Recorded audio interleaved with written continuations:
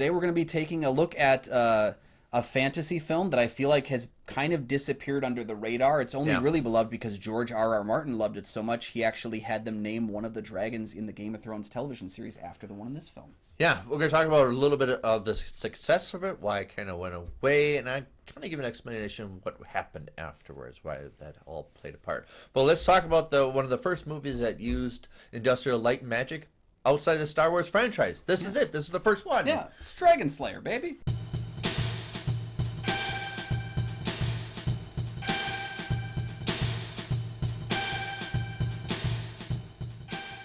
All right, welcome back to the show, everybody. I'm one of your hosts, Kyle Goethe from GoatFilmReviews.com. Man, we were obsessed with those sword and sorcerer movies in the early 80s. Some of us still are. Wow, we were just saturated with it. I'm Nick from the St. Paul Filmcast. Thanks for finding us. Thanks for watching. And for our loyal fans, thank you for continuing to support the show. Hey, another way you can support the show, hit the like and subscribe button down below. Tell your friends about the show. It's a little thing you can do, but it's a big thing for us, of course. Another thing, we have a Patreon, of course. Check out that for great deals and great opportunities to tell us what movies we could review in the future. With, of course, a shout out to you as well.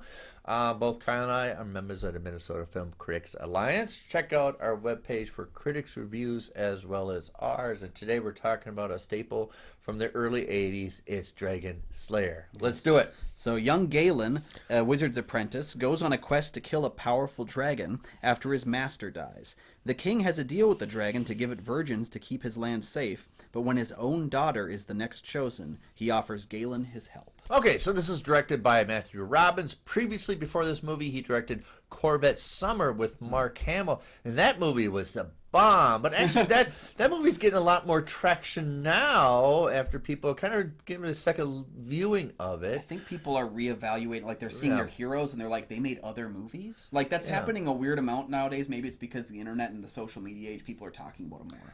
So Corvette Summer, and after Dragonslayer, Matthew Robbins will direct Batteries Not Included, which actually became a little more successful than Dragonslayer. Screenplay was by him and what the Hal Borwood? Okay, whatever.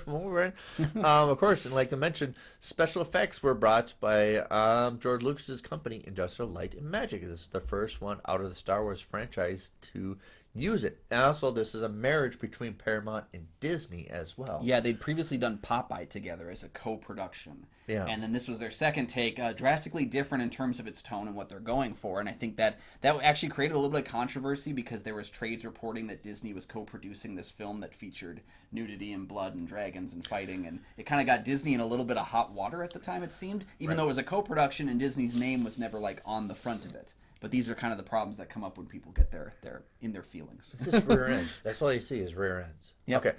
Cinematography by Derek Valent. Yeah. He done Alien as well. So right. And you kind of see that a little bit throughout the film as he was shooting Alien and shooting this film. There is that kind of outdoor darkness. It feels almost so enclosed and encased. Well, I would say there's no like far escaping landscape like scope scale shot. Everything is so like intimate. Yeah, it's all compressed. Even like when the fire and the sorcerer's, the wizard's place, it's like the ceiling, like everything is just so whooshed in. Yeah, it seems like Matthew Robbins was very much going for a tone of like, we didn't want to have the knights in shining armor. We didn't want to have the like the specific elements that would be in every single fantasy. What we wanted to do is kind of create a strange world that still could be a fantasy, but still contain some of like, what would it be like if it was our world? Like if it was a real lived-in place. And I do see that at times throughout the film. So the charm, I think the selling point of Dragonslayer, why you should see it, it's not so much like there is no knight with a sword and shield and everything. They're actually hiring a wizard who dies immediately, and then they're going to use the apprentice. And I like that kind of component. Usually in fantasy, we see a bonding relationship between mentor-apprentice, or the solo adventurer finds a love interest. Of course, we have that both in Star Wars. But here we have the apprentice wants to do good for the mentor who died. Yeah, it's interesting because usually the mentor bites it about 2/3 in. As we're going along our hero's journey, and this is one where again I enjoy this film, but that is a very laughable death sequence because he basically just says like, "You couldn't hurt me." Oh, you hurt me. Like, it's such an on-the-nose kind of moment that I think helps when it reappears and becomes more important later in the film. but it is such an out of place moment where he's kind of like, you can't do anything, but you did. I think, yeah, the other component, you could actually bring kids to see this movie. A lot of the knife and swords and sorcerer movies in their early age, you couldn't bring kids, like Conan Barbarian. You even have Death Stalker. You have actually the movie called Sword, The Sword and the Sorcerer, and all those films where you had a lot of, like, you know, Playboy model girls scantily dressed, and you had a lot of raunchy stuff. This kind of is safe. Now, it obviously does have nudity, but I understand this is before PG-13, right? Yeah, and like there's a sequence, you know, where Galen, played by Peter McNichol, does full frontal as he jumps into the water to bathe, but it's like way back there, you know, and it's like, oh, I'm sorry, like we didn't see Superman naked when the little baby lifts up the car in the original Superman. Like, I just think we need to get over like butts. So in the early days, it was kind of comfortable to bring kids to see a movie that had nudity. You know, also this was a drive-in movie as well. I want to bring out the other thing is it was filmed in North Wales and Scotland. It does have that kind of aesthetic, but right, the enclosed environment kind of keeps it intimate, almost like a horror movie. And I think that's what the danger is. You'd hire a director that did Alien.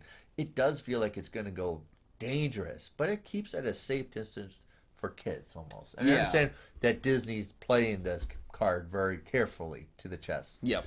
Yeah. Well, you know, and Vermithrax is a terrifying dragon. I mean, I think it was that Guillermo del Toro has said it was he's tied for his favorite dragon with the beast from Maleficent. Well, he has babies too. Yeah, and then you also have, you know, George R. R. Martin, who had loved it. He said it was the 5th best fantasy of all time.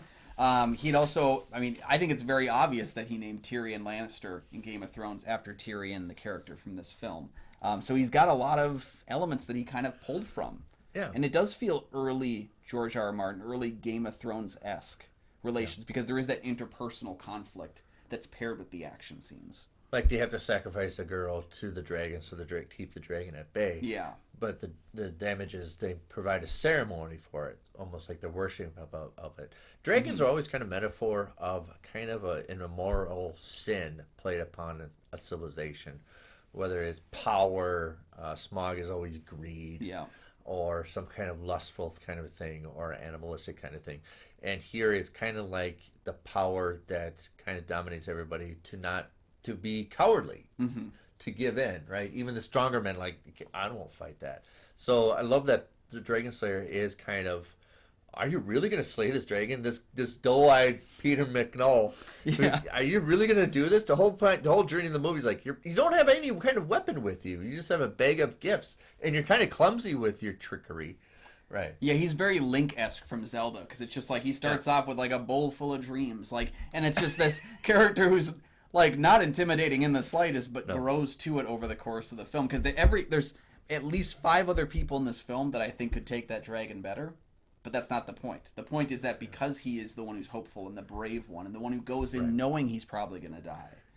And you got to sell a little bit of hope to your movies. Even if you're kind of a pessimistic, nihilistic kind of a person, you have to sell a little bit of hope in the movies. This one has a bunch of it, and I kind of appreciate it too.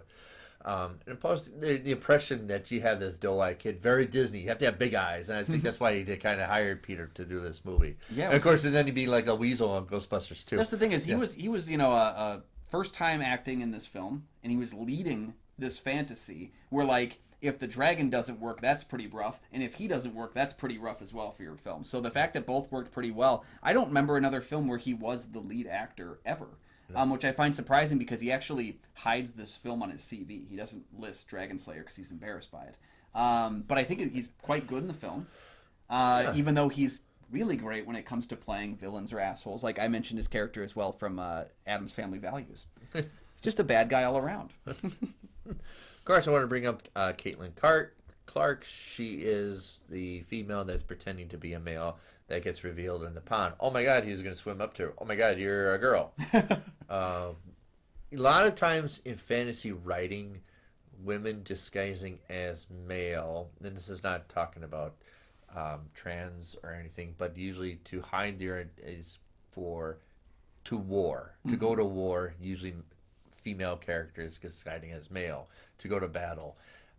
If men do it, it's kind of for a comedic component British love to do it. If you want to be funny, just dress a man in women's clothing. It's usually for comedy.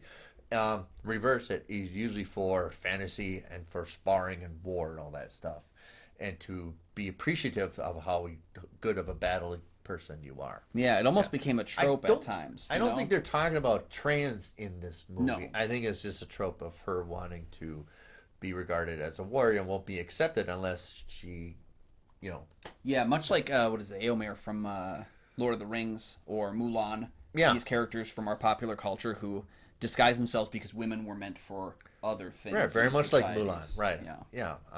I'm the boy taking on. Or even later on in Game of Thrones when Arya Stark has to pass as a boy for a while because in order to like keep herself concealed. It was something that just Yeah, it was a play part. So I don't think it's talking so much about the trans community as well as just the trope of her being accepted to a collection and group trying to battle the dragon. Mm-hmm. I think they did great with special effects. It looks very dated now because we're so comfortable with computerized CGI stuff and everything.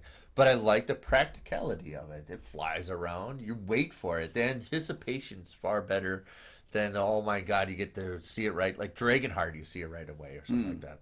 So yeah, 25% of the budget went to the dragon. They had to fly it over in sections to Pinewood Studios on a 747 to get it there because they had to work on it separately.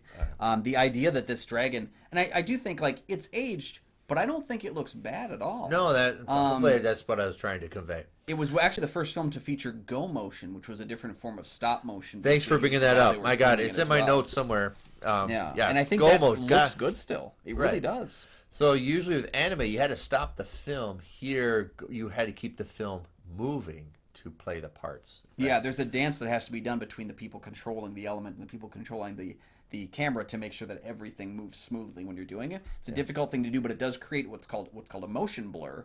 And that will basically make it look like a more seamless movement where you don't have that stop motion kind of jankiness that the characters would all do in these stop motion like masterpieces. those Hercules fighting the big monster made out of clay and it's stopped. Yeah. It's all that. Yeah. And as much as I love that, there's a time and a place for it, and I think Go Motion working in this film, I really do think this is one of the best looking dragons. If I remember, it got an Oscar nomination for special effects. It got two, one for effects and one for original score as well. So the film actually performed pretty well. It was well received by critics. Ebert and Siskel and Ebert actually raved about the movie. They loved it and performed well in getting some Oscar nominations. So it is a film that disappeared despite doing Well, I think well. the charm is that it's not that sword and battles and, that gory kind of stuff that you always kind of see. It actually has a little bit peppermint of a softness to it. I kind of wrote in my notes, it's not really authentically true. It's almost like a Frank Capra doing sci-fi. And that's not really a true, but it feels like it's safe to be in that environment. It's almost like a kid-like area. There's not going to be no vulgarity or anything like that. Yeah, you can see very much the Paramount side of things and the Disney side of things and how they kind of, like the executives between the two that work together. You can see that coalition going quite well. What worked against it necessarily was the big success of Excalibur. People went in droves to see it, and you have the pulp fiction story, Raiders of the Lost Ark. People went in droves to see that. And then you have the Greek classical script, Clash of the Titans, came out at the same time. And then you have this movie kind of sandwiched in. All three of those movies that I cited still get replayed constantly on streaming services. Yeah. This doesn't necessarily does. I mean, it's obviously available on Tubi or something like that. But it's secondhand notice, right? Yeah, I think, much like the next year in 1982 when just half the movies that were fantastic got buried anyway because there's just a lot of great movies. Yeah. 1982 was a lot of sci-fi and that kind of like 1981 seemed like it was kind of inundated with the fantasy elements and some fall by the wayside. It's an unfortunate thing of racing to get to the finish line to get your film out first so that people see it. And this one just kind of got swept under. But at least it got some Oscar nominations. It's going to forever be part of the conversation because of that. Yeah. And the other thing I cited is Excalibur, Raiders, and Clash of the Titans. Those movies, the action starts right away. This one takes its time. It's a slow burn, and I think people kind of slow burn movies don't really stick in your brain as much as the fast-paced ones. Yeah, it's a problem when you're considered a slow burn compared to a John Borman film. So, that doesn't have it going for it as well. But I think that's why the film does have an audience on home video, does have an audience in the age of streaming. It's not a big one, but I think when you find somebody else that has seen Dragonslayer, you're going to get that bro moment. So Obviously. So, what do you think of our review of Dragonslayer? Did we slay it? yeah, what's your favorite dragon haven't. in movies? I want to know. I mean, is it Smaug? Is it this one? Is there something I'm not even thinking of? Probably. Let us know down in the comments section. And thank you guys for joining us for another fantastic fantasy fun time with Nick and Kyle. Yeah. You can find all of my film reviews over at goatfilmreviews.com. You can find my show anywhere you find podcasts. And hocus pocus mocus.